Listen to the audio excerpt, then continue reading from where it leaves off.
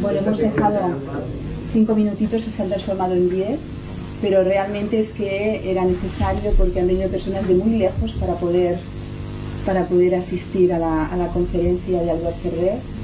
Y os doy las gracias a todos porque creo que ya que es la última, al menos en esta temporada, que vamos a poder tener Albert aquí en la rama de Barcelona de la Sociedad Teosófica, pienso que un tema, él me dijo, dime el tema que querías decir de Krishnamurti, y entonces pienso que aunque sea un día pues difícil, porque viernes a esta hora ha habido mucho tráfico, ha sido un poco complicado, pero ahora nos va a dar la templanza y la serenidad que realmente es necesaria para hablar de estos temas. Yo ya no quiero hablar más, solamente os quiero dejar con Albert, que él ya está con todo lo que tiene que decir. Si necesita alguna cosita, si alguien necesita algún caramelo o algo, aquí tenemos la cajita, por si alguien tiene tos, o si alguien lo necesita, os lo paso. Buenas tardes, Namaste, como se dice en la India. Es un placer estar aquí otra vez, y más aún para hablar de un tema apasionante, de un ser extraordinario y de unas enseñanzas maravillosas, como es hoy, en esta tarde de otoño, al hablar de Krishnamurti, uno de los seres más excepcionales que ha habido en la historia conocida de la humanidad, todavía poco valorizado, todavía desconocido, todavía ignorado por el mundo académico arrogante y muchas veces necio.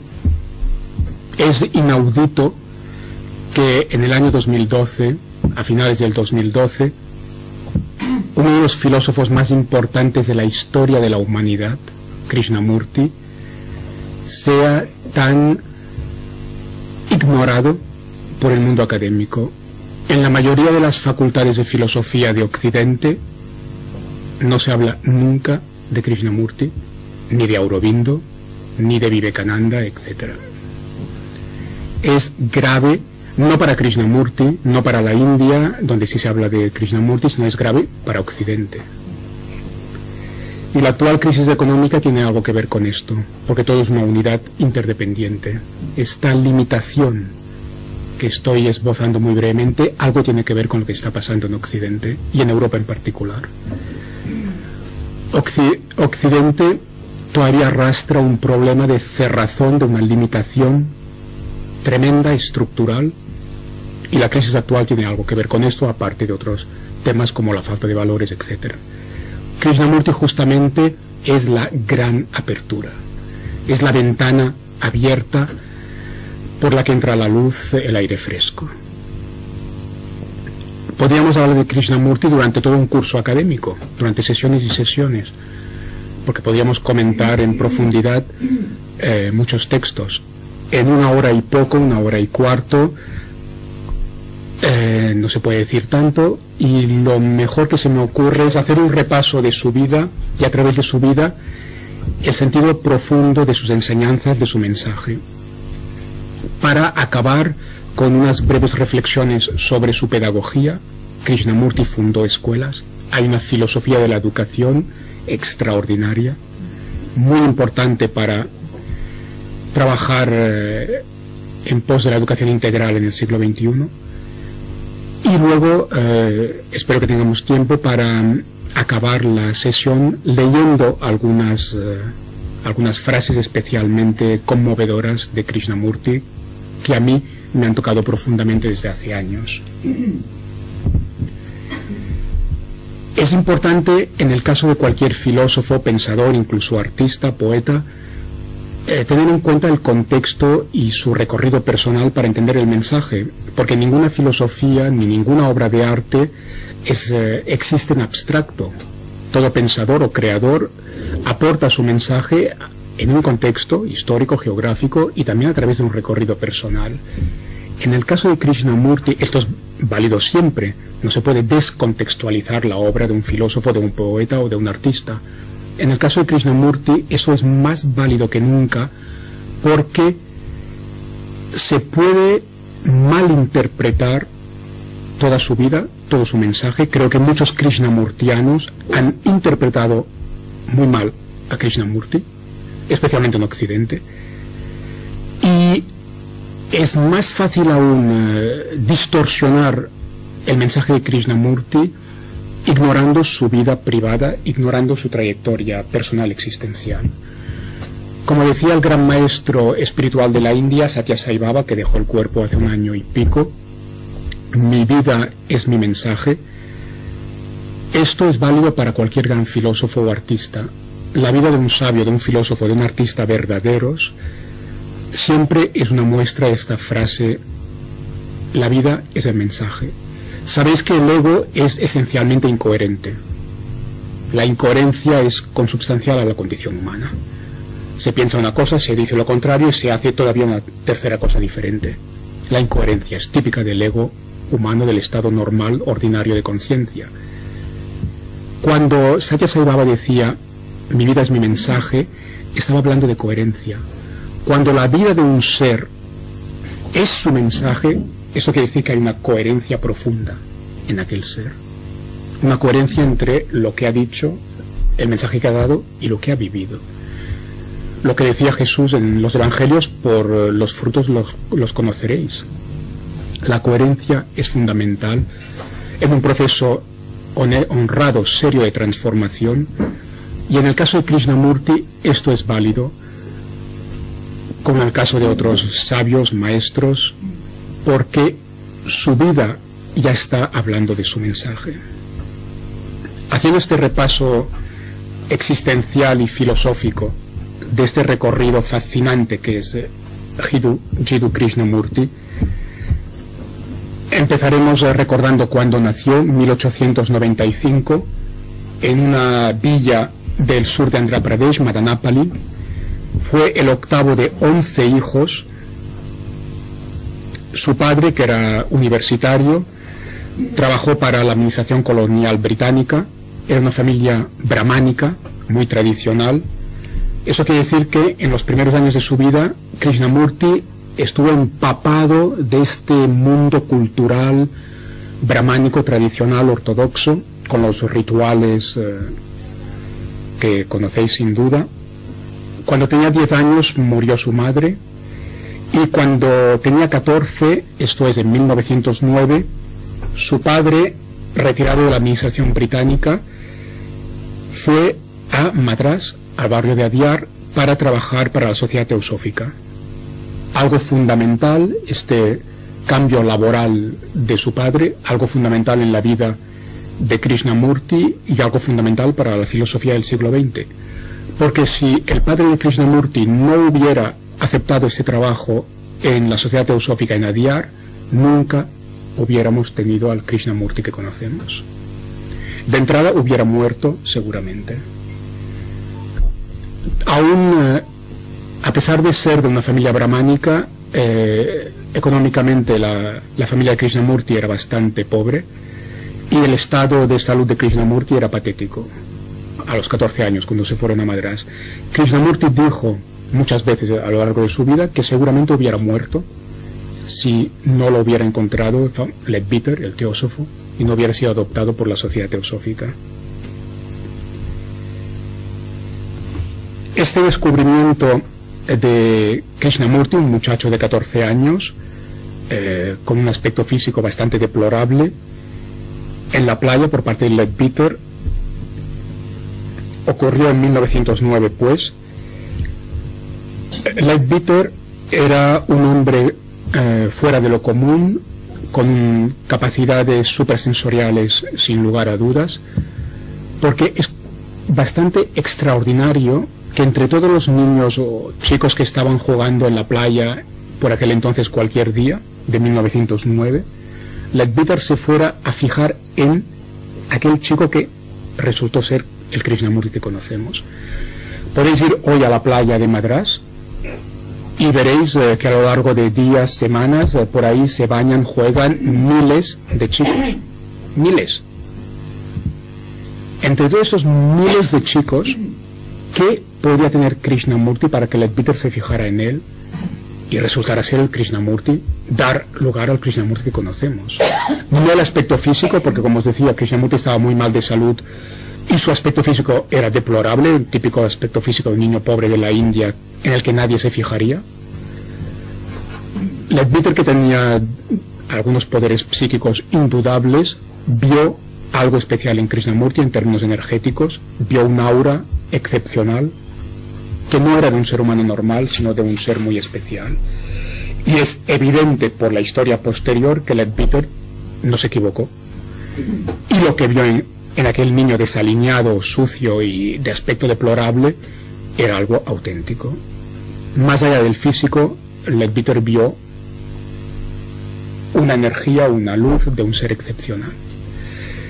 Y de ahí salió uno de los filósofos más importantes de la historia de la humanidad, ni más ni menos. Con lo cual Leadbeater realmente algo vio.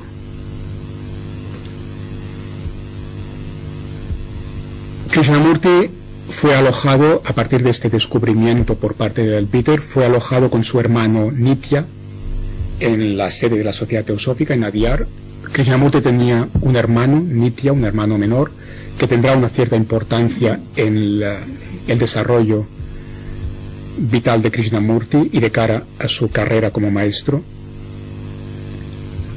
Krishnamurti pasó a ser educado por la Sociedad Teosófica de una manera exquisita, con tutores particulares.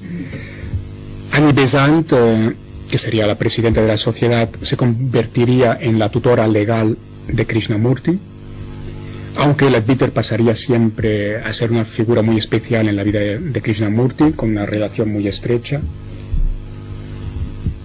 En 1911, tan solo 2 años después del descubrimiento, se creó una organización especial vinculada a la Sociedad Teosófica que se ha conocido bastante a lo largo del siglo XX, la famosa Orden de la Estrella de Oriente.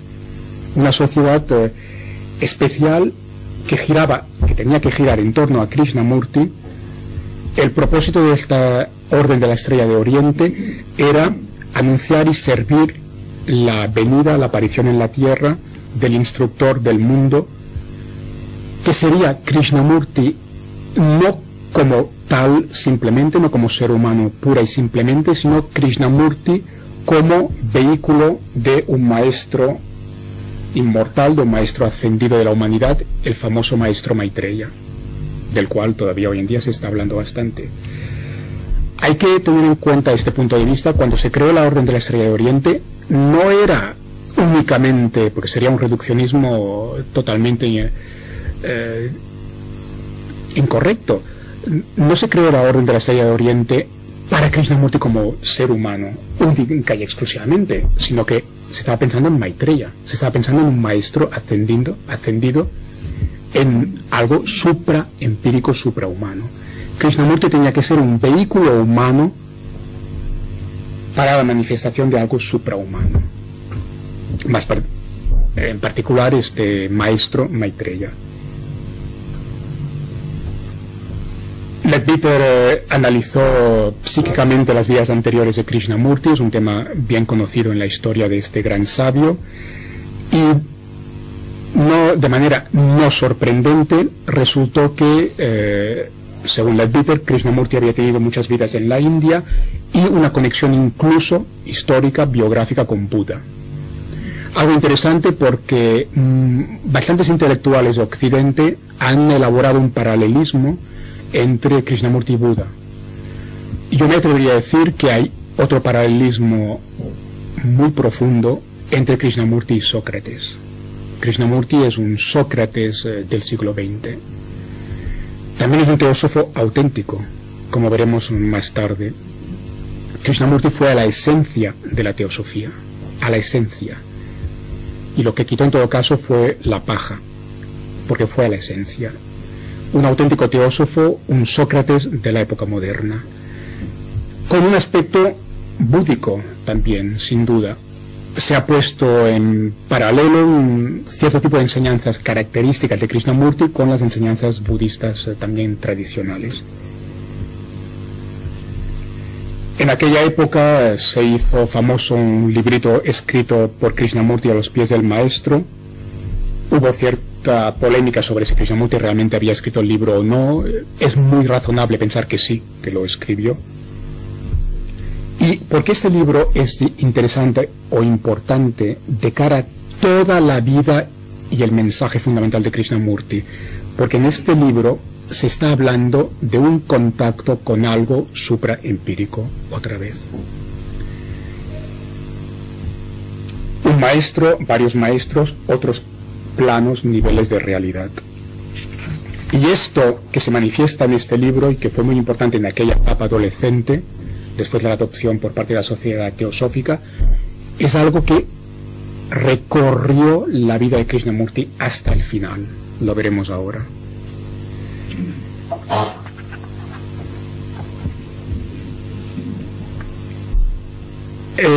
Un tema que ha pasado a ser casi tabú por parte de krishnamurtianos más ortodoxos es también las capacidades sobrenaturales que Krishnamurti manifestó en esta época, incluso parece ser de más joven, incluso antes de la adopción por parte de la Sociedad Teosófica, pero en todo caso en estos años de adolescencia con Leadbeater, Besant, Krishnamurti manifestó una serie de capacidades supraempíricas, sobrenaturales, que continuarían en el Krishnamurti adulto. Un tema bien conocido, incluso capacidad de sanación, naturalmente, un tema bien conocido y otros poderes psíquicos tradicionales que encontramos muy a menudo en la historia, algo bien conocido y sobre lo cual el mundo krishnamurtiano más ortodoxo ha corrido un tupido velo y no se ha querido hablar de ello.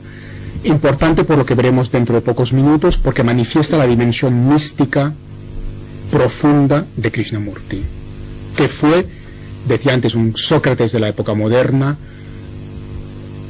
en parte un Buda, alguien muy parecido a Buda. Esto lo dijeron grandes intelectuales de Occidente, pero no lo olvidemos, un auténtico teósofo, un gran místico, uno de los místicos más fascinantes de la historia. Esto se manifiesta ya en estos años de adolescencia, como pasa en la mayoría de místicos. En enero de 1910 se da una iniciación por parte de Leadbeater, que es un momento importante en este recorrido místico esotérico del joven Krishnamurti, y luego viene una etapa más mundana, muy importante de cara a su formación y pues de cara a su labor posterior. Viaja a Inglaterra, ahí conoce a Lady Emily Lutyens, recibe buena educación, conoce a la aristocracia inglesa, viaja mucho, tiene una gran vida cultural. Eso le daría a Krishnamurti un conocimiento profundo de Occidente, de la mentalidad moderna y un gran bagaje cultural. Sin esto no hubiera podido desarrollar la tarea que realizó y no hubiera dado el mensaje que dio. Decía antes, he dicho ya más de una vez porque me parece fundamental, Krishnamurti es un auténtico teósofo. Es más, Krishnamurti muestra claramente, no solo a la sociedad teosófica, sino a todos los movimientos espirituales del siglo XX, cuál es el camino de cara al futuro, en nuestra época y de cara al siglo XXI que acaba de empezar. Krishnamurti no es solo un gran teósofo, sino que es un místico, un sabio, sin duda, que muestra un camino apropiado para la época moderna, para el siglo XX, avanzado el siglo XX y naturalmente para el siglo XXI. Presentando las enseñanzas de Krishnamurti, su mensaje, podemos fácilmente atraer a mucha gente, a la gente joven, y podemos traer hacia las enseñanzas de la sabiduría y hacia la mística a intelectos típicos de la modernidad, incluso científicos. Krishnamurti muestra una vía, o dicho de otra manera, Krishnamurti puede ser una vía para que las enseñanzas de la sabiduría, las enseñanzas más profundas de la humanidad, puedan fácilmente acceder al mundo moderno, ser transmitidas al mundo moderno. Y esto fue en gran medida posible gracias a la educación que recibió por parte de la sociedad teosófica. Sin estas estancias de Inglaterra, en Europa, Krishnamurti no hubiera tenido el bagaje cultural el trasfondo para poder hablar a la modernidad magníficamente como supo hablar a la modernidad. Krishnamurti supo hacer un discurso esencialmente teosófico, místico, filosófico en profundidad a la modernidad porque había sido culturizado en los términos de la modernidad. Y aquí podemos decir gracias a la sociedad teosófica, a Besant, a Leadbeater, a Lady Lutyens, por la educación que le dieron, en particular en Inglaterra y en Europa. Aparte de Inglaterra, también hubo una estancia en París. Krishnamurti estuvo en la Sorbona y ahí pudo aún empaparse mejor de cultura europea occidental y de mentalidad moderna. En esos años, ya de joven, en Europa, donde se va empapando de la cultura europea, con grandes escritores, conoció profundamente, seriamente a los románticos. En esta época, de todas formas, no todo es intelectual, no todo es vida social, también tuvo mucha vida social, incluso aprendió a desmontar un motor de coche, cosas que parecerían muy poco místicas en principio, pero no está reñido. En esta época, a pesar de esta vida social y cultural, la Sorbona, aparte de todo esto, la dimensión interior mística tan importante en su recorrido personal continuaba manifestándose. Y siempre en paralelo estas dos líneas de vivencia interior, de realidad interior que se manifiesta naturalmente. Por un lado, la percepción de una energía poderosísima, algo que se va manifestando de manera recurrente a lo largo de su vida.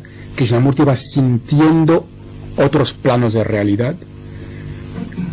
Tantos místicos han hablado, místicos clásicos de la historia de la humanidad, han hablado de este tema. Platón, un gran tema de Platón, de la filosofía mística griega en general, de la filosofía india, los diferentes niveles de existencia de realidad, grandes temas clásicos de la filosofía mística, tanto de Oriente como de Occidente. Krishnamurti vivió, sintió, muy importante, la filosofía de la percepción en un mundo hiper intelectualizado como el nuestro, vacío interiormente. Cuán importante es la experiencia, la percepción. Krishnamurti, sin intelectualizar nada, que es lo que se hace en exceso hoy en día, percibía algo real, una energía poderosísima, que no se correspondía al plano empírico, que pertenecía a otros planos de realidad. Algo típicamente místico, recurrente en la historia de la humanidad y que la nueva ciencia a partir de la física cuántica entiende mejor que nunca. Y junto con estas otras dimensiones, esta energía especial, también las presencias. Krishnamurti sentía incluso en estos años de vida social en Inglaterra, en Francia, con mucho bagaje intelectual y cultural, incluso con todo esto tan mundano, en medio de esta mundanidad, Krishnamurti continuaba sintiendo aquellas presencias. Y toda la vida esto lo iría acompañando. Eran seres desde otros planos de realidad, maestros. Nadie, absolutamente nadie que ha conocido a Krishnamurti de cerca, nadie que haya estudiado seriamente su vida y sus enseñanzas, pone en duda que esto fuera absolutamente real. Y el mismo Krishnamurti, en privado, después de romper aparentemente con la sociedad teosófica, continuó hasta el final de su vida hablando de estas realidades. Nunca, nunca renegó de esto. Hasta el final de su vida siempre dijo que todo esto había sido real. Y además, ya si hacemos historia comparada a la mística, es que lo que explica Krishnamurti es clásico, es que coincide de manera impresionante, fascinante, con tantos testimonios místicos de la historia de la humanidad. Y esto es que incluso la gente que normal y corriente, que no tiene ningún conocimiento de historia de la mística y que no conoce la vida de Krishnamurti en profundidad, lo ven. Me ha sucedido en la universidad o dando conferencias en espacios absolutamente mundanos. Ante la imagen de Krishnamurti, mucha gente normal y corriente dice: caray, qué hombre, qué persona. Krishnamurti era el ejemplo perfecto de las enseñanzas de Platón. Cuando Platón habla de la belleza y dice claramente que la belleza no es algo meramente físico, sino que hay algo que viene del interior, una fuerza, una energía, una vibración, una belleza que viene de dentro. Krishnamurti tenía esta belleza auténtica de Platón, esta fuerza que venía del interior, esta luz que emanaba naturalmente sin pretender nada. En 1922 se inicia una nueva etapa en su vida. Estados Unidos, se instala en Ojai, en California. Esto también fue un poco necesario de cara a la salud precaria de su hermano. Y aquí Krishnamurti, un punto también fascinante de su vida, Krishnamurti, que aparentemente tiró más tarde por el suelo todas las técnicas de meditación y todo esto, pues resulta que a partir de 1922, en Ojai, en California, Krishnamurti se puso a meditar diariamente. Algo muy importante. Hay que saber que este joven Krishnamurti se dedicó a la meditación diariamente durante mucho tiempo. A diario, durante largo tiempo, se dedicó a la meditación. Con lo cual, no malinterpretemos o distorsionemos lo que aparentemente Krishnamurti pueda decir sobre técnicas de meditación más tarde, a lo largo de su recorrido posterior. He conocido muchos krishnamurtianos ortodoxos en mi vida que han utilizado a un cierto Krishnamurti o una cierta visión de Krishnamurti para tirar por el suelo técnicas de meditación, procesos espirituales, como si Krishnamurti estuviera contra todo esto. Bueno, la realidad es que Krishnamurti meditó mucho. Krishnamurti meditó y mucho. Y sin estas meditaciones, sin este proceso de interiorización que hizo en Estados Unidos, no hubiera llegado donde llegó. Krishnamurti tuvo indudablemente experiencias místicas, profundas, impresionantes, recurrentes, en todos estos años de California en Estados Unidos. Y las experiencias místicas que evidentemente Krishnamurti tuvo son otra vez clásicas en historia comparada de la mística. Conciencia cósmica, la conciencia de ser uno con todo, de haber roto completamente las barreras de la mente y de ser el todo. Una experiencia mística clásica en historia comparada de la mística que Krishnamurti, joven en California, vivió de manera intensa. La contemplación de la luz, otro tema clásico en historia comparada de la mística. Sabéis seguramente que en experiencias místicas auténticas muchos seres humanos a lo largo de miles de años, en lugares geográficamente desconectados entre ellos en aquellos momentos, hoy hay internet, pero hace 1000 años no había internet, en épocas en que no había la comunicación que hay hoy en día, se daban en lugares diferentes del planeta, se daban experiencias místicas coincidentes. Una de ellas esta, que es que el ser que literalmente explosiona de sus barreras mentales de ego en conciencia cósmica de ser todo, de unidad absoluta, vive, no es que no es ver, es vivir, vive un estallido, una fuente de luz que es, que no está fuera, que no está dentro, que es. El ser que vive esto es la luz. Vive la luz, solo hay la luz. Y esta luz, de manera clásica, en estas experiencias místicas recurrentes en la historia de la humanidad, en todos los continentes, en esas experiencias místicas, la luz surge de un punto minúsculo, de un punto central, de un centro minúsculo. Es una experiencia mística clásica desde un centro diminuto. Desde un punto minúsculo blanco puro estalla una luz que no tiene equivalente en nuestro mundo, que no puede ser explicada, no se puede describir con ninguna palabra de nuestro lenguaje. Y el ser que experimenta esto siente, vive que este punto diminuto, este centro desde donde emana la luz es el mismo, es. Solo existe esta unidad, este centro, este núcleo que irradia luz. Krishnamurti tuvo esta vivencia. Y esto no se corresponde de ninguna manera con ciertas interpretaciones posteriores, típicamente occidentales, de una especie de anarquista, porque se ha llegado a decir ese disparate sobre Krishnamurti.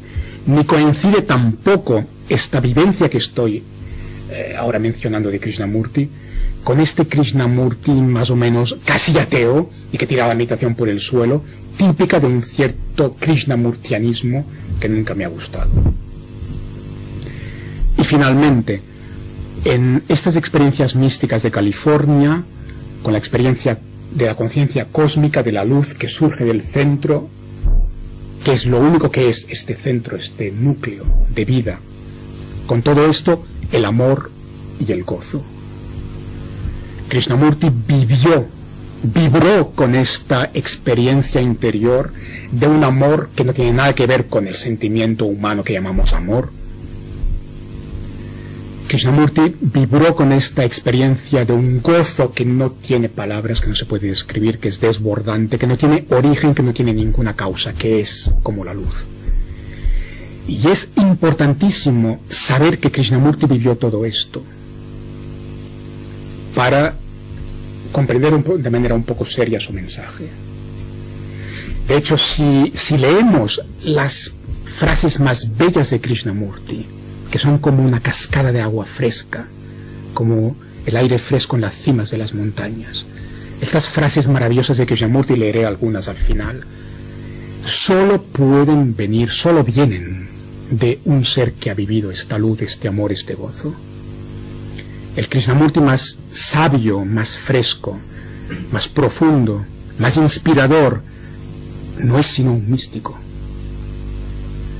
Y esto no tiene nada que ver, este Krishnamurti, que a mi entender es el auténtico, no tiene nada que ver con este Krishnamurti casi ateo que algunos krishnamurtianos, sobre todo occidentales, han pintado.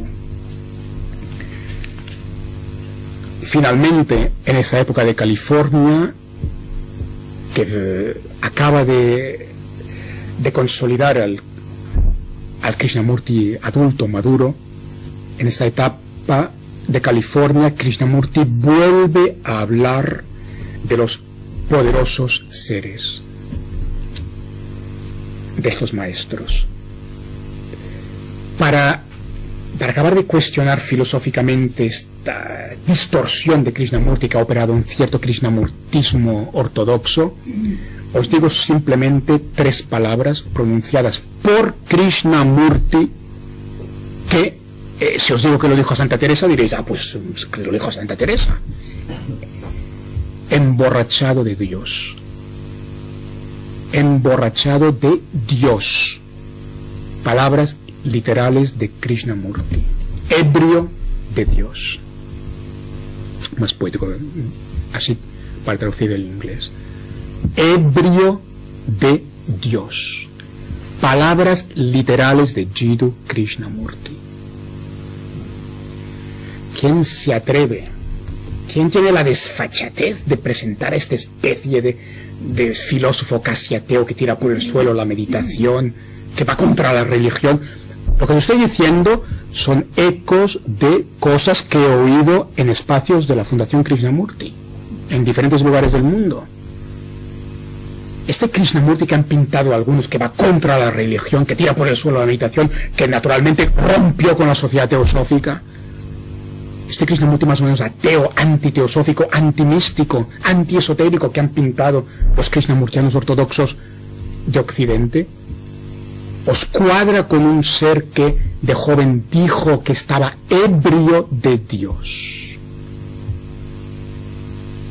Krishnamurti es un místico excepcional, uno de los más grandes místicos y sabios de la historia de la humanidad.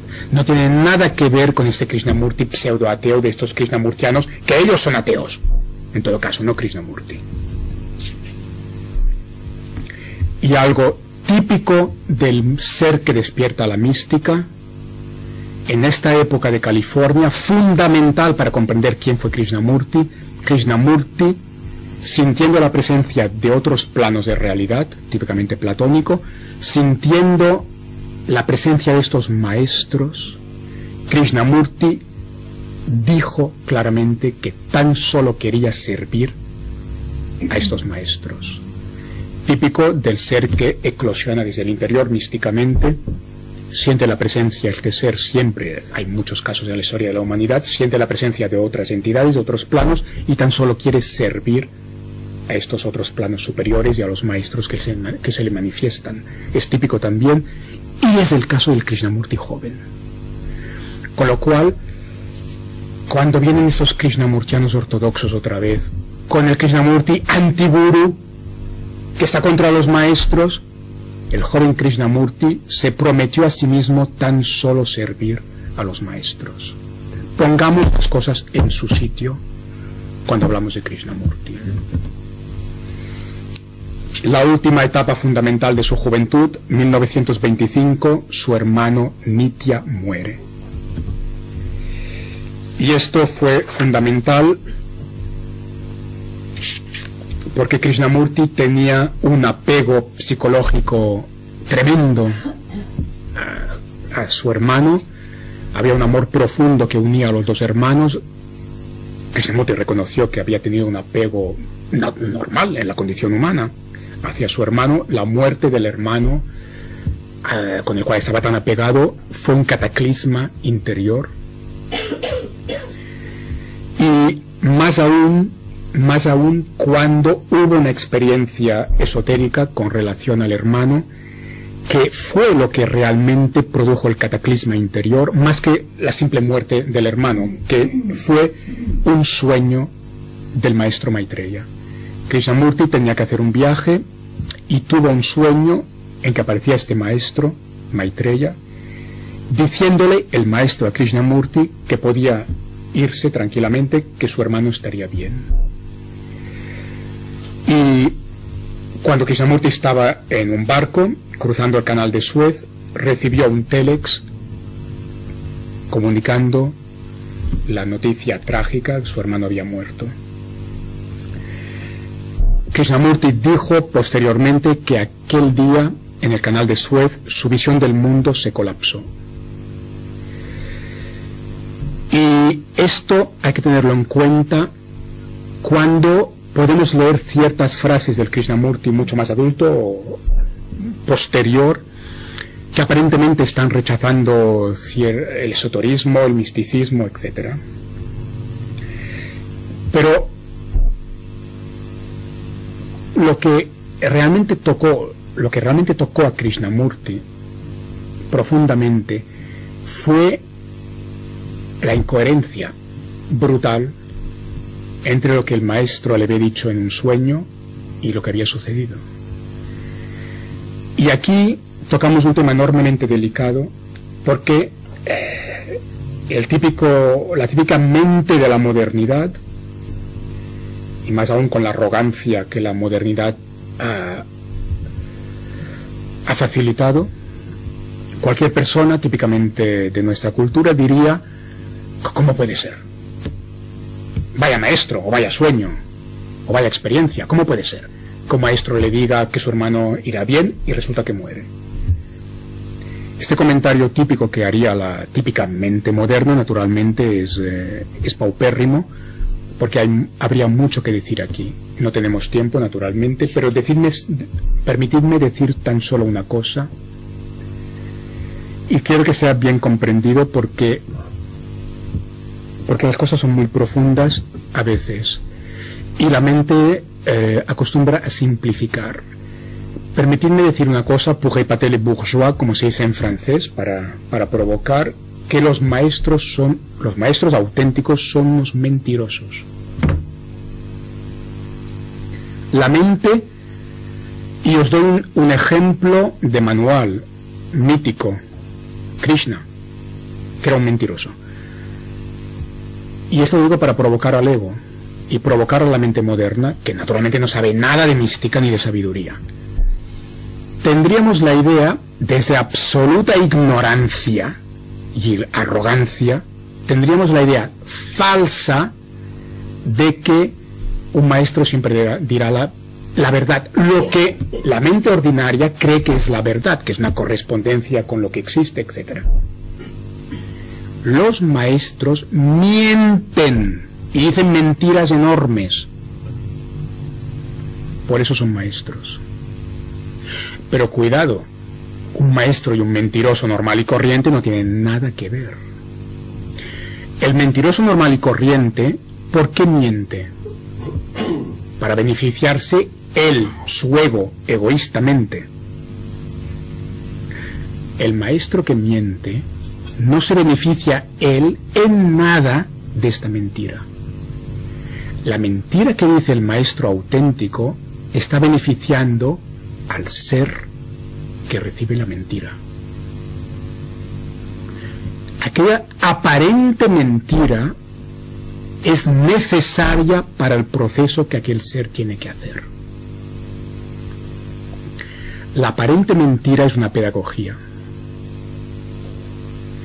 Y si examináis seriamente, algo que poca gente hace, si examináis seriamente las vidas y enseñanzas de grandes maestros de la India y del budismo,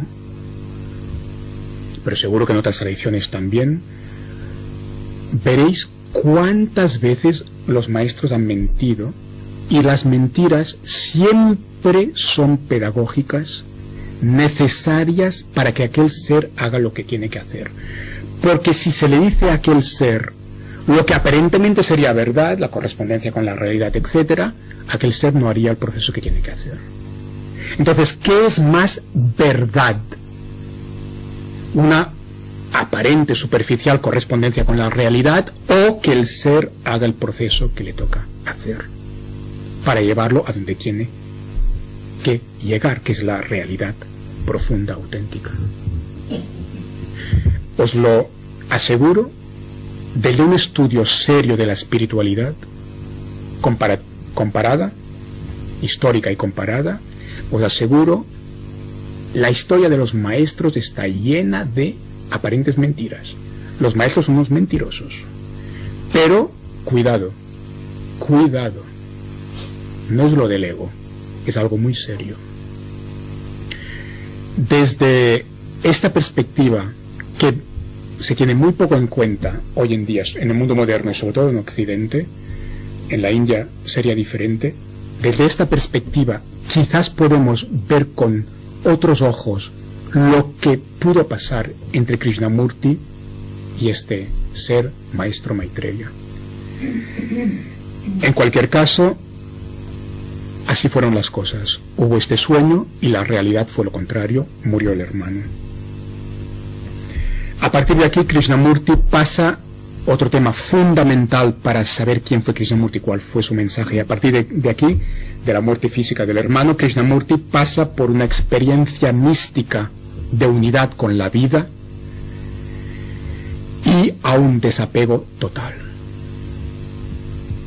Un tema fundamental, recurrente otra vez en la historia comparada de la mística, el ser que pasa a un nivel superior de conciencia, llega a vivir naturalmente un desapego real de toda relación humana, de todo aspecto mundano. Krishnamurti, una de las cosas más difíciles de realizar para el ser humano, un desapego total. Krishnamurti lo hizo.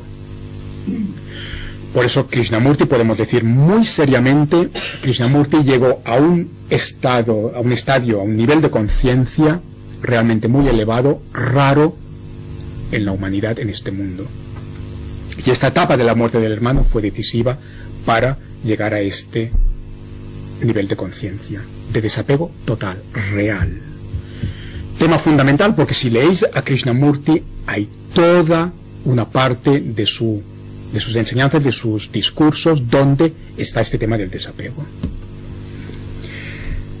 Estos sucesos interiores precipitaron lo que es muy conocido. Delante de 3.000 miembros de la Sociedad Teosófica, en 1929, Krishnamurti disolvió la Orden de la Estrella de Oriente. Esto ha servido para muchos materialistas, ateos y antirreligiosos o antimísticos, antiespirituales, para atacar a la sociedad teosófica, atacar a la mística, atacar al esoterismo, una fuente de distorsiones.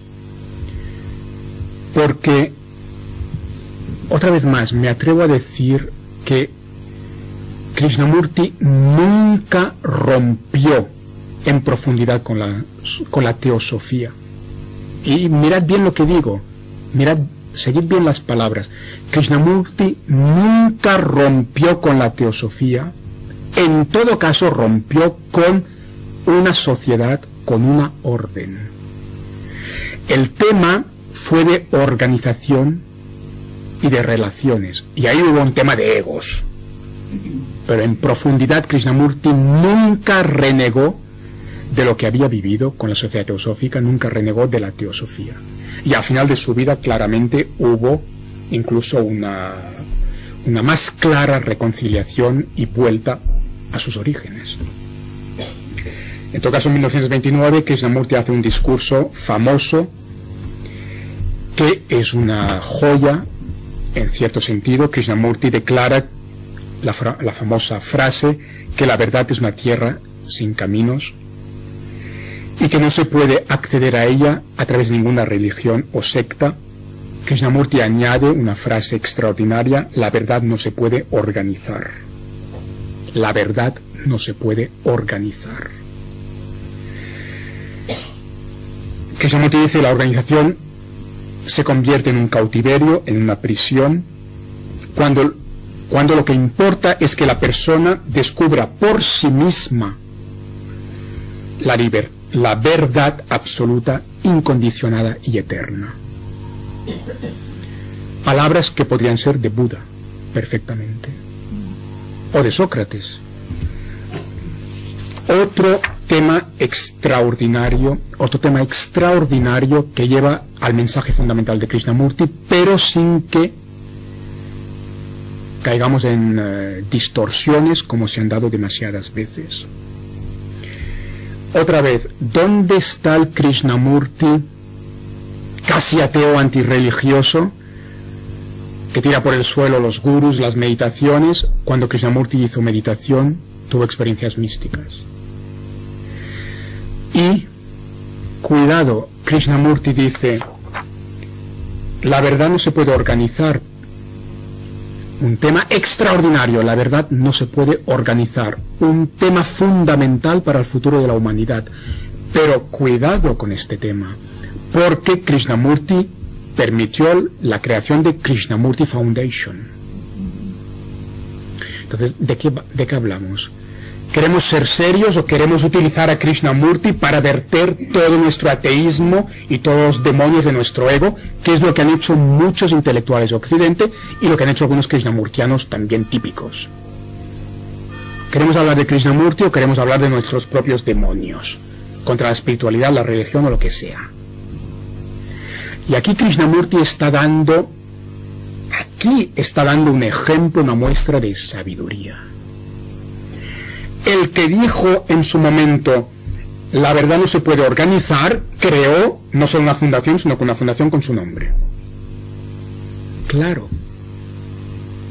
El estúpido, típico de nuestra modernidad, diría: incoherente. ¿Qué incoherente? Al contrario, coherencia profunda, sabiduría. Porque no hay contradicción entre afirmar que la verdad no se puede organizar y crear una Krishnamurti Foundation. No hay contradicción. No hay contradicción porque una cosa no quita la otra. Krishnamurti dio un mensaje fundamental para la humanidad, recordando a la humanidad todos los peligros de las organizaciones. La organización, en el plano actual de desarrollo, de evolución de la humanidad, con el nivel normal, medio de conciencia de la humanidad, la organización fácilmente, demasiado fácilmente, cae del lado del despotismo, del abuso de poder, de la opresión, de la dominación. La organización enseguida cae desde el hilo de la navaja, cae por el lado de dominación, opresión, abuso de poder, distorsión, manipulación. Es consubstancial a la humanidad actual, hasta ahora. Y esto Krishnamurti lo sabía, lo vio, y aquí dio un mensaje muy importante. Pero al mismo tiempo, porque no era un estúpido, porque no era un fanático, porque era un ser profundo, Krishnamurti sabía perfectamente que el mundo no puede funcionar sin organizaciones. Y ahí está la sabiduría, ahí está la madurez, incluso sin hablar de sabiduría, ahí está la madurez. Ser capaces de evitar el camino medio del Buda, ser capaces de evitar los extremos. Ni la organización que domina y manipula, ni el prescindir de toda organización, el caer en un anarquismo absoluto que no puede funcionar, ni una cosa ni la otra. Krishnamurti, consciente de los peligros de las organizaciones, se dio cuenta que no podemos estar sin organizaciones. Y aún y así, Krishnamurti, cuando creó la Fundación Krishnamurti, puso una serie de garantías o controles para evitar los males que él sabía que podrían producirse y que se produjeron en la misma Krishnamurti Foundation. Krishnamurti dijo algo muy importante, por ejemplo, que la Fundación Krishnamurti, Krishnamurti Foundation, no podría tener nunca ningún monopolio intelectual, espiritual sobre su mensaje. Es decir, que desde la Krishnamurti Foundation nunca se podría decir esto es lo que Krishnamurti dijo, esta es la interpretación de Krishnamurti. Krishnamurti públicamente desautorizó esta posibilidad para siempre. No dio nunca el poder o la posibilidad de que la Krishnamurti Foundation diera una interpretación canónica de su mensaje, de sus enseñanzas.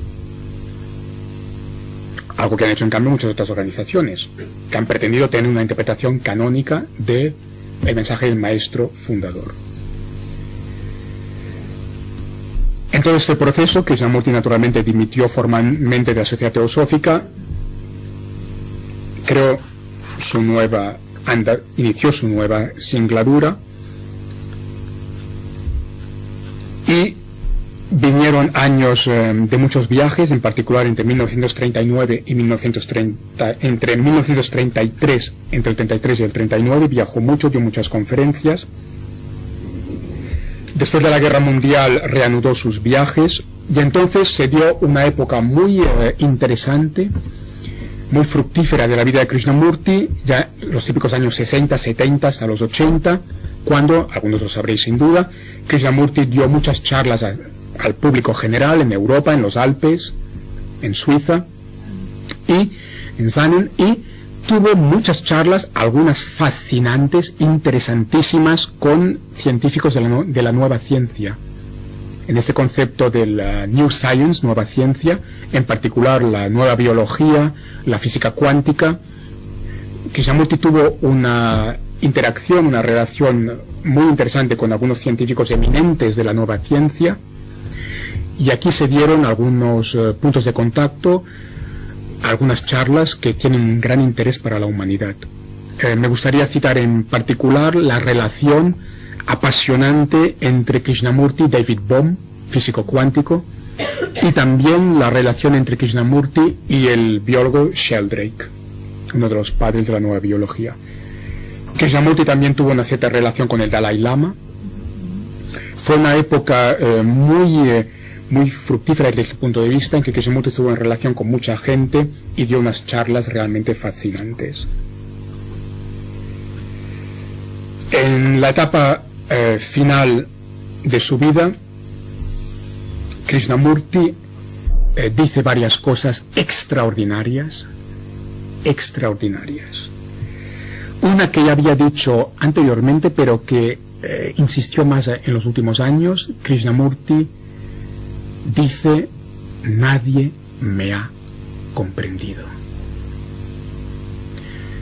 Esta es, según estudiosos de la mística comparada, a lo largo de la historia de la humanidad, esta es la herida típica del místico, del sabio.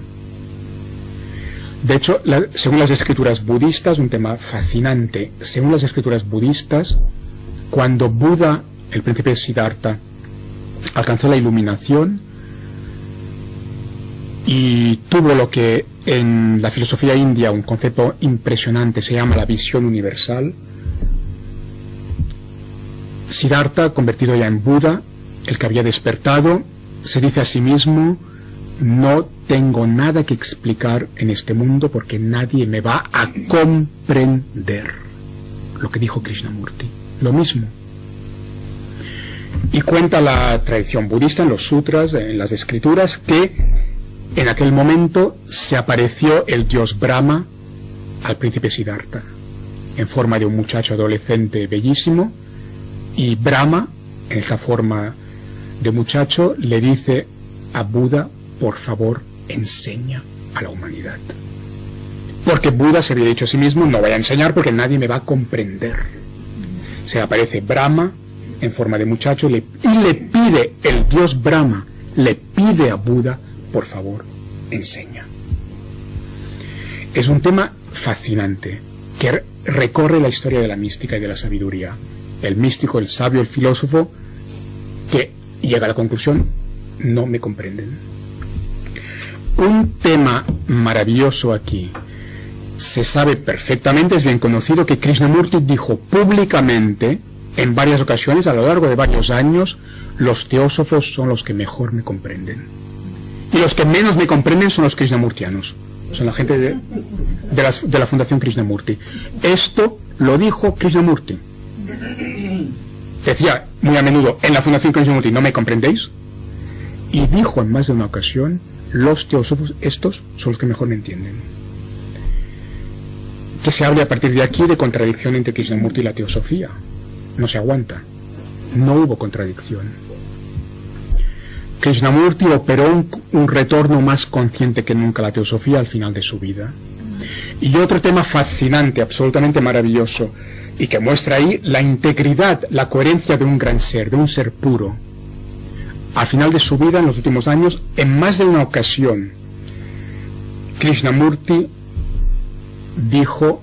se preguntó a sí mismo y dijo a algunos de los íntimos que le rodeaban: ¿en qué me he equivocado? Extraordinario. Porque el ego estúpido, arrogante, que abunda por todas partes más que nunca en el 2012, lo último que se planteará es en qué se ha equivocado. Y Krishnamurti, un ser tan puro, tan excepcional, dijo con toda sinceridad, se dijo a sí mismo: ¿en qué me he equivocado? ¿En qué me he equivocado? Porque él mismo decía: nadie me comprende. Y Krishnamurti también dijo algo maravilloso cuando expresó claramente: nadie ha llegado a esta tierra sin caminos. Esta tierra de la que él había hablado ya en 1929, esta tierra que se corresponde con otros niveles de conciencia. Esta tierra que Krishnamurti dijo en 1929 que no tiene caminos para llegar a ella.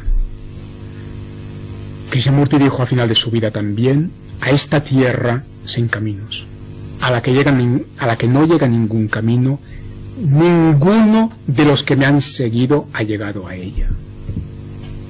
Es fuerte. Es fuerte para reflexionar sobre lo que pasó alrededor de Krishnamurti,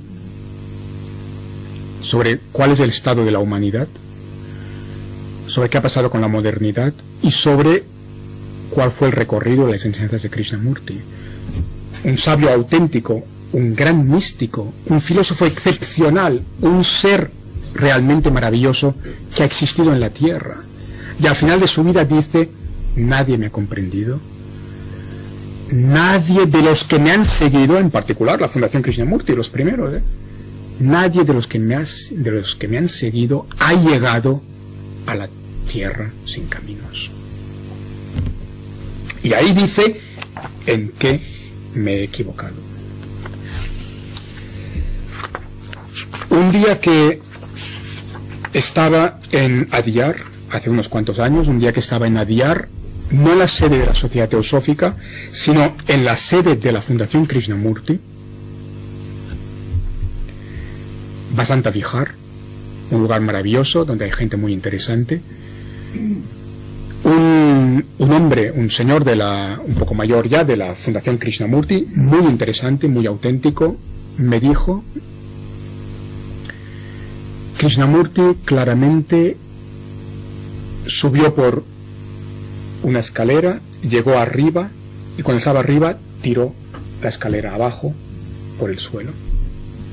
Entonces desde arriba dijo: nadie me ha seguido, nadie ha llegado.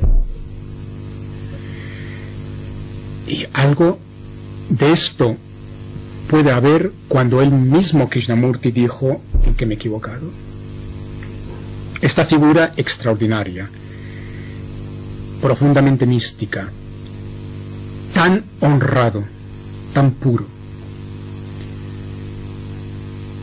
se dio cuenta seguramente de que tiene que haber caminos y de que tiene que haber organizaciones. El que dijo que la verdad no se puede organizar, lo cual es una gran verdad, es un tema extraordinariamente importante, sin embargo creó la Fundación Krishnamurti. Y el que nunca ofreció ninguna práctica de meditación a nadie, eso no lo hizo, ciertamente. El que aparentemente se cargó las técnicas de meditación, los caminos para llegar a aquella tierra, al final dijo: ninguno ha llegado y en algo me he equivocado. Y Krishnamurti se dio cuenta, estoy seguro de ello, de que algún camino tiene que haber y las técnicas son necesarias. Y ahí el mensaje de Krishnamurti es extraordinario para el futuro de la humanidad, porque el mensaje final que nos está dando Krishnamurti, de aquí es donde quería llegar hoy,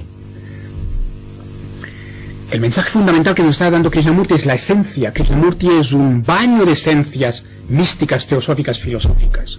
Lo que hace Krishnamurti es sacar la paja, es sacar la corrupción, la crosta de corrupción, de adulteración, de distorsión, y va a la esencia, a la pureza, a la luz, a la transparencia.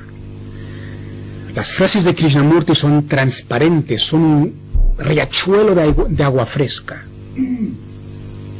Krishnamurti era un ser puro que llegó a la tierra, a esta otra tierra, y habla desde esta otra tierra con una pureza que es realmente rara en este planeta. Raramente la encontramos, esta pureza y profundidad, transparencia de Krishnamurti. Y esto es fundamental para el futuro de la humanidad, porque lo que ha pasado hasta ahora en toda la historia de la humanidad es que la organización se ha sobreimpuesto al mensaje.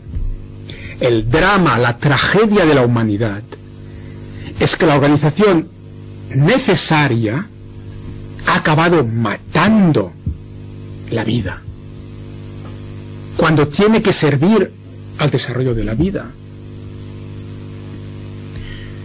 Y la organización de la verdad, es decir, las enseñanzas, los caminos, las técnicas para llegar a la tierra que está más allá, todo lo que es la organización, los caminos, las técnicas para llegar allí, es necesario. Si no, sin caminos, sin técnicas, sin organización, no nos movemos, no nos podemos organizar socialmente. Pero el gran mensaje de Krishnamurti, la pureza, la profundidad, la transparencia de este ser excepcional, cuidado, está diciendo Krishnamurti. Debemos aprender de la historia, debemos ver cómo la historia hasta hoy, tantas veces, la organización ha matado la vida. La organización se ha convertido en represión, en dominación, en manipulación.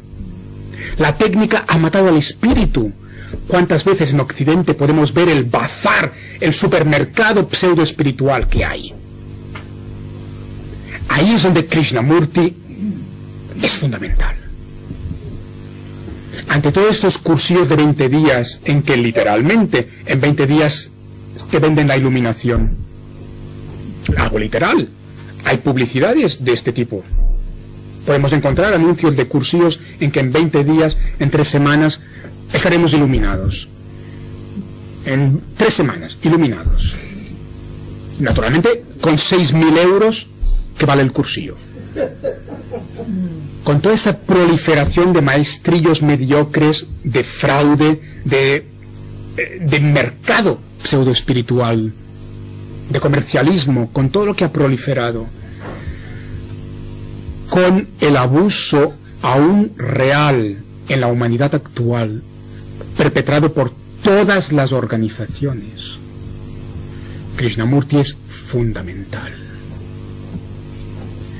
para volver a la esencia, para conservar aquella vida, aquel frescor de la vida, aquella pureza. Pero la sabiduría es el camino del medio, Buda otra vez, no un absolutismo, no un integrismo. Y por más que queramos conservar la pureza, la vida, la esencia, debemos admitir que la gente necesita técnicas, que se tienen que enseñar técnicas de meditación, que tiene que haber caminos y que tiene que haber organizaciones. En conclusión, la vida de Krishnamurti, con todo su recorrido vital, sus enseñanzas, es un tesoro absolutamente excepcional para la humanidad. En la vida como mensaje, y renuevo con el inicio de esta charla, Sai Baba, mi vida es mi mensaje. La vida de Krishnamurti como mensaje de Krishnamurti constituye un tesoro maravilloso, excepcional para la humanidad. En las enseñanzas indisociables del recorrido personal encontramos todos los grandes temas más importantes para el siglo XXI y el futuro. Y ahora sí que quiero acabar con unas pocas palabras sobre la educación y acabar con unas palabras directas del sabio de Krishnamurti. La educación, un tema muy importante para Krishnamurti, el que fundó escuelas. Las 2 primeras, recordaré, fueron Rishi Valley en el sur, en Andhra Pradesh, y Rajgat en Varanasi, en Benares, a orillas del Ganges. Y luego la Fundación Krishnamurti creó varias escuelas más. En Philosophy and Education encontramos unas palabras maravillosas de Krishnamurti sobre la educación que nos llevan a la esencia misma de la educación desde la mística en toda la historia de la humanidad. Encontramos la esencia de los Vedas y de los Upanishads en Krishnamurti. Encontramos la esencia del Vedanta, la vibración misma de Buda, la esencia de Platón y de Sócrates. Literalmente, Krishnamurti dice, publicado, repito, en Philosophy and Education, literalmente, Krishnamurti dice, el joven Krishnamurti dice, el amor del maestro por su alumno, protegiéndolo y guiándolo, despertará a su vez amor en el alumno. El amor del muchacho por su maestro hará que sea dócil y fácil de guiar, de tal manera que la cuestión del castigo ni siquiera se planteará. Krishnamurti vivió y transmitió la esencia misma de un tesoro que alberga la India, absolutamente desconocido por la aridez académica de Occidente y por todo el burocratismo pedagógico de Occidente. Una palabra que casi es mántrica en la India, Gurukula. Gurukula. Una palabra sánscrita que alberga un tesoro que la India tiene para la humanidad. Un tesoro ignorado por esta burocracia gris y este academicismo árido que dominan todavía. El Gurukula es literalmente la comunidad del maestro. Kula es familia, comunidad. Guru es maestro. Guru, Kula, la comunidad del maestro. Vimala Thakar, una maestra filósofa maravillosa, muy poco conocida en Occidente, una persona fascinante. Vimala Thakar conoció a Krishnamurti y estuvo profundamente influenciada por Krishnamurti. Es una mujer maravillosa, un ser también muy especial, muy puro. Vimala Thakar escribió algunas cosas fascinantes sobre los Vedas y los Upanishads. Tiene unos comentarios maravillosos sobre Upanishads. Y Vimala Thakar escribió para la época moderna cuál fue la esencia misma de los Vedas y de los Upanishads, del Gurukula. Una absoluta, dice Vimala Thakar, una absoluta libertad de pensamiento, como es inimaginable en la universidad moderna que tanto habla de libertad. Una real libertad de pensamiento en comunión profunda, en el amor profundo entre maestro y discípulo. En este amor profundo, en esta comunión auténtica, había una real libertad de pensamiento, una exploración fascinante en las entrañas de la verdad, en lo más profundo de la realidad. Y sabéis seguramente que los padres de la física cuántica, grandes científicos de Occidente, se maravillaron ante los Vedas y los Upanishads. Y dijeron literalmente, las conclusiones de la física cuántica en el siglo XX, resulta que los maestros y discípulos de los Vedas y los Upanishads ya lo sabían. Ahí hubo algo extraordinario. Una exploración en los secretos del universo, de la realidad, que dejó perplejos a los físicos cuánticos. En una pedagogía que solo la estupidez humana, que dijo Einstein, puede ignorar todavía hoy en día.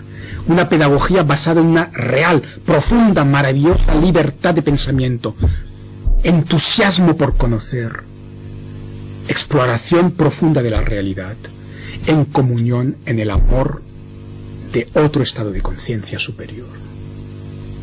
Este tesoro para la humanidad que fue el Gurukula de los Vedas, de los Upanishads, esto Krishnamurti lo vivió, lo transmitió. Él mismo dijo, este tesoro no es lo que están haciendo las escuelas Krishnamurti. Pero mucho respeto hacia las escuelas Krishnamurti, que son muy bonitas y muy interesantes, que están haciendo una tarea muy bonita. Es que esto no lo vive ninguna escuela en todo el planeta. Algunas escuelas en la India intentan hacer bastante y se aproximan bastante. En la India hay escuelas que van en esa dirección, que se aproximan a ello. En la India, aquí, nada. Aquí, imposible.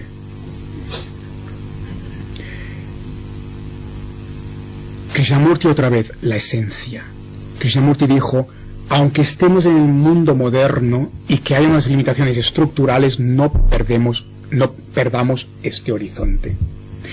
Porque si perdemos este horizonte, la esencia, dice Krishnamurti literalmente, si perdemos la esencia, dice Krishnamurti literalmente, este lugar, la escuela Krishnamurti, no tiene ningún valor. Palabras literales de Krishnamurti.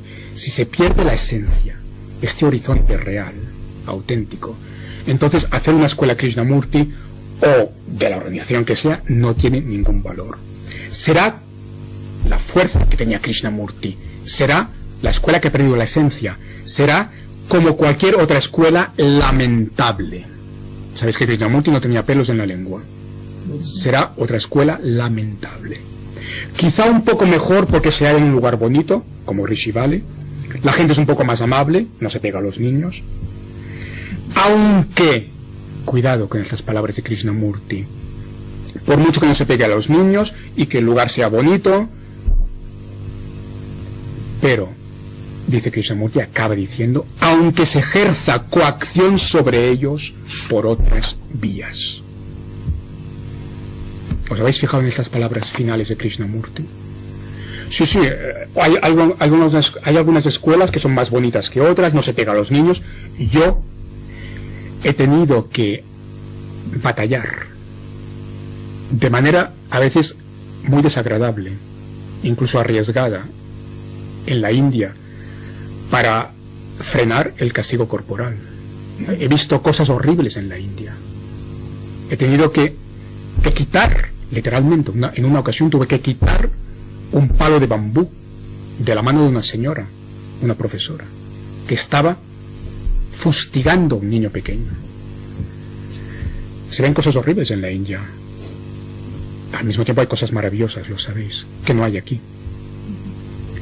Entonces, está muy bien que en una escuela no se pega a los niños cuando en otras hay cosas horribles. Está muy bien que una escuela tenga un ambiente, dice Krishnamurti, más amable, pero el gran mensaje de Krishnamurti, si perdemos la esencia completamente de vista, lo que estaremos haciendo es ejerciendo la misma coacción del lugar donde se pega, pero por otras vías aparentemente más suaves.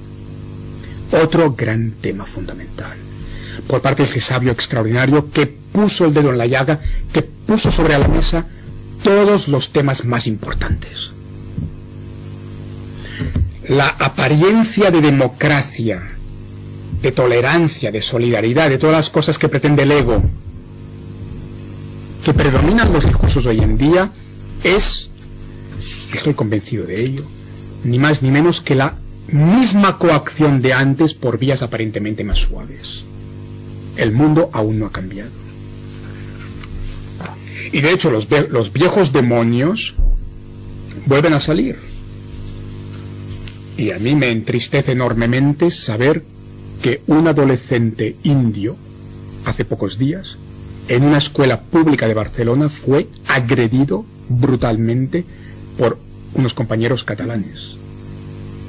Una familia amiga mía, indios, que viven en Barcelona. El hijo, joven adolescente, en la escuela pública catalana fue brutalmente agredido por chicos catalanes, por ser indio. No africano negro de piel muy oscura, el típico chico de la India del Norte que es tan blanco como nosotros, aspecto más bien ario. No un negro de África, no se cargan entonces con un africano. Si pegan a un indio que tiene un aspecto más o menos europeo. Un chico indio con aspecto ario fue agredido hace pocos días. Los profesores no quieren saber nada.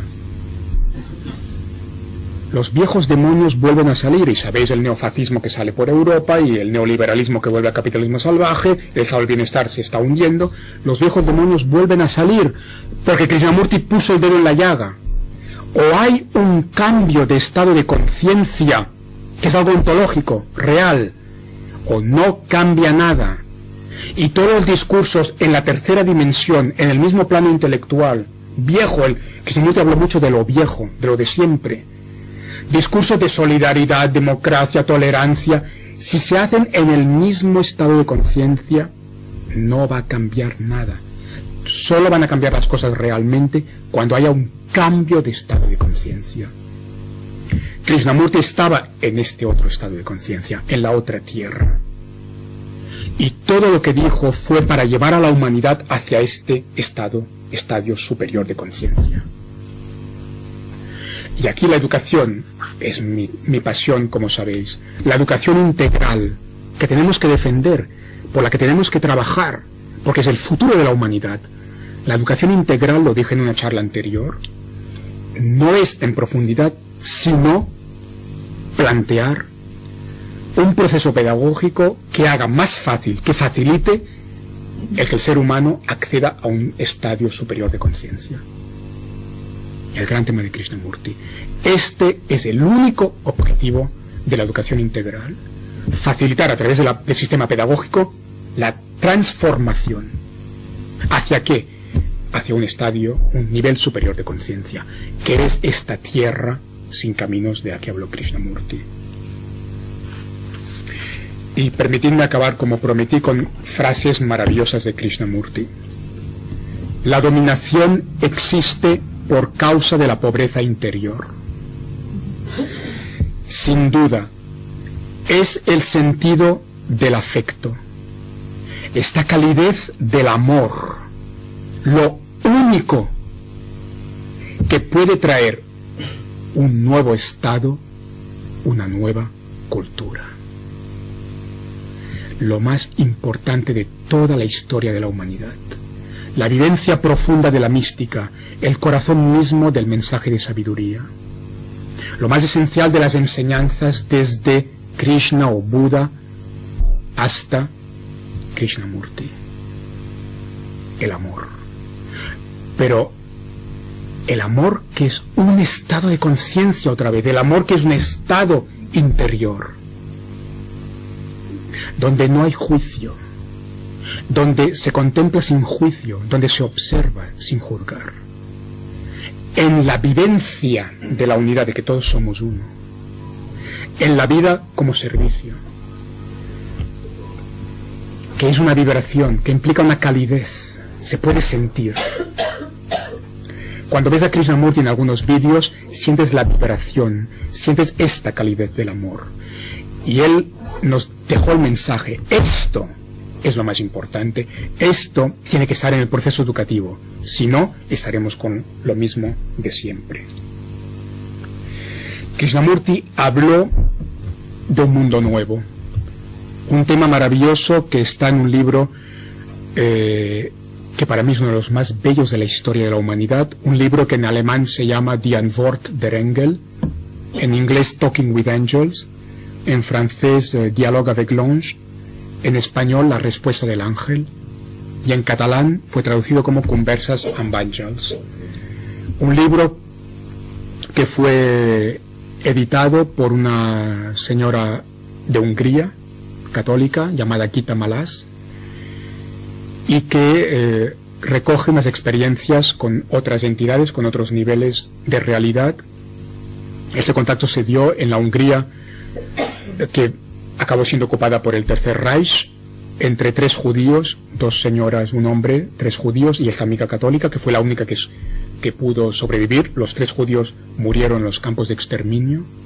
Es un libro estremecedor, pone la piel de gallina, un libro en el que hay una profundidad mística como pocas veces he visto en un libro en la historia de la humanidad en este planeta, una profundidad mística realmente excepcional, en un escenario que no vale la pena evocar, la Hungría ocupada por el Tercer Reich. En este contexto tan especial, con esta profundidad tan única, estos mensajeros de otras dimensiones hablan continuamente del mundo nuevo. La recurrencia de que hablaba antes en la historia de la mística, a lo largo de los siglos, en todas partes, Krishnamurti estuvo hablando siempre de un mundo nuevo. Este mundo nuevo de La Respuesta del Ángel de Gita Malas está en Krishnamurti. En los libros o vídeos de Krishnamurti encontramos este tema recurrente. Este tema recurrente que está ya en las enseñanzas de Krishna, de Buda, de Jesús. Un mundo nuevo, que es un nuevo estado de conciencia. Y aquí, lo más importante, según el maestro que mencionaba antes, Satyasai Baba, es el amor. El amor, el valor humano más fundamental, el primero de todos. La principal característica, el trazo característico primero de lo absoluto, de lo supramundano, el amor. Seguramente podemos concluir esta charla aquí.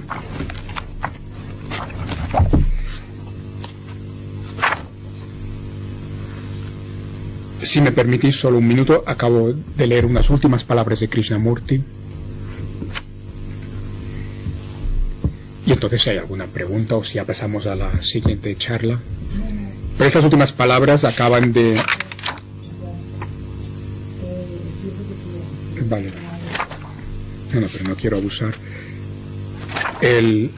Acabamos con estas palabras que son el arroyo de agua fresca, cristalina de que hablaba antes. Dice Krishnamurti literalmente: el amor no pertenece a la mente. es completamente independiente del pensamiento. El amor es puro. Y cuando esto falta, vuestro intento por ser puros a través de la sublimación del sexo es total estupidez. El amor no es un ideal. El amor es un estado del ser. No hemos dicho nunca que el amor y la sexualidad sean dos cosas separadas. Hemos dicho que el amor es una totalidad, que no se puede romper en trozos, y que el pensamiento, por su propia naturaleza, es fragmentario. Cuando el pensamiento domina, obviamente no hay amor. El amor es algo fresco, nuevo, vivo. No tiene ayer y no tiene mañana. Está más allá de la agitación del pensamiento. Tan solo la mente inocente sabe lo que es el amor.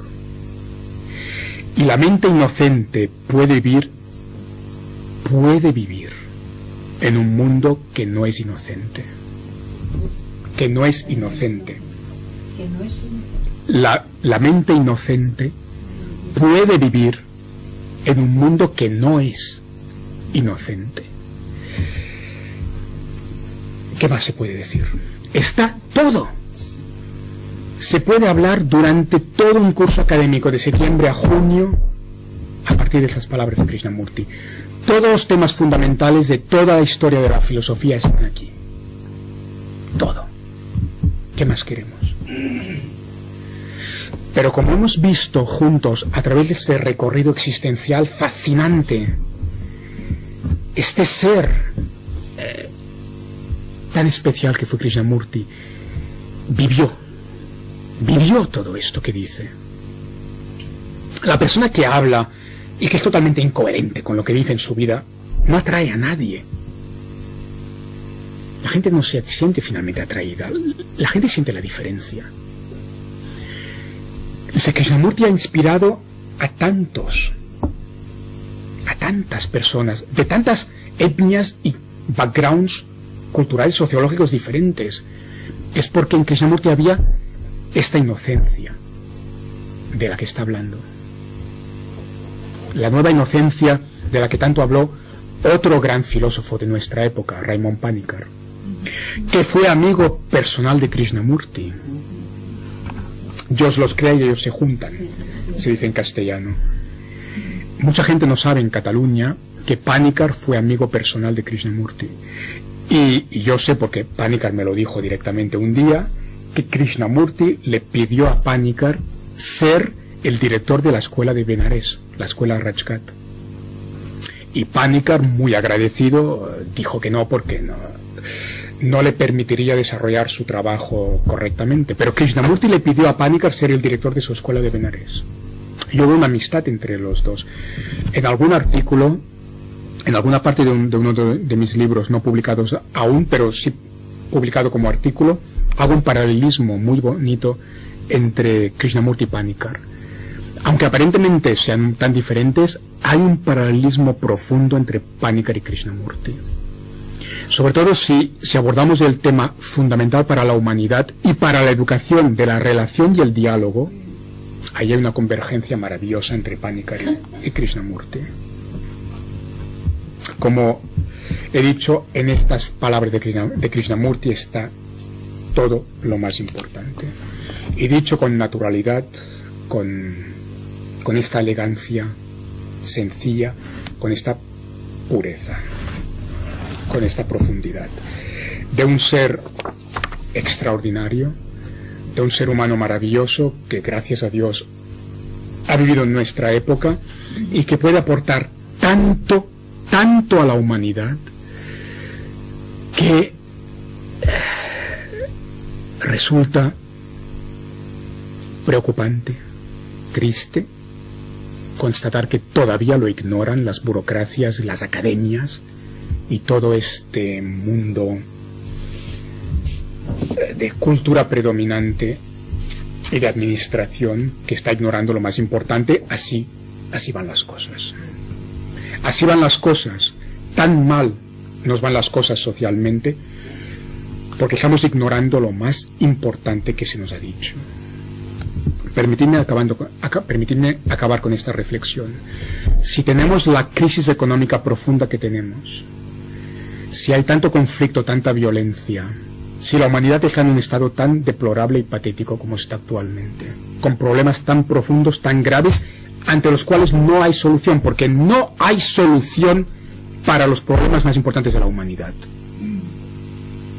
Hay informes de Naciones Unidas que están diciendo vamos a la autodestrucción. Si estamos como estamos, que es el fondo de un pozo, es porque la humanidad en general está ignorando lo más importante de la vida, del cosmos, de la realidad, y lo más importante que se ha dicho en la historia. El que la universidad ignore a Krishnamurti. El que los ministerios de educación ignoren en base a una estúpida, hipócrita, necia palabrería de realismo, de pragmatismo, de las estructuras no podemos cambiar nada, hay lo que hay, todo ese discurso hipócrita y vacío y necio de realismo, de pragmatismo, está ignorando lo más importante que se ha dicho en toda la historia sobre la educación. Y el sistema pedagógico es un desastre. Pero el sistema educativo es un desastre y va a empeorar mientras se ignore lo más importante que se ha dicho en toda la historia. Krishnamurti dijo cosas muy importantes para el futuro de la humanidad, para la educación. ¿Hasta qué punto todavía se está ignorando? ¿Alguna vez tenemos que decir que tan solo la utopía tiene sentido? ¿Que lo imposible es posible? ¿Y que lo aparentemente más alejado del pragmatismo es lo más realista, que es la mística y la sabiduría? Y no por casualidad en Estados Unidos se pone de moda en las empresas este coaching que va sacando cosas de los maestros auténticos y de la sabiduría auténtica. Porque empiezan a verse los resultados. Cuando movimientos como el focusing, el mindfulness, etcétera, en Estados Unidos empiezan a mostrar con presos, con poblaciones delincuentes, conflictivas, en escuelas problemáticas, con pacientes desahuciados por la medicina convencional en los hospitales, con todo lo más difícil, problemático, conflictivo de la sociedad norteamericana, se empiezan a poner en práctica cosas que tienen a ver con el mensaje de sabiduría, con el proceso de transformación profunda, y los resultados son impresionantes. Quizás aquí tenemos el germen del paradigm shift, el cambio de paradigma, que esperemos se acabe de materializar en la Tierra, un cambio de paradigma en este horizonte mostrado por Krishnamurti. Gracias.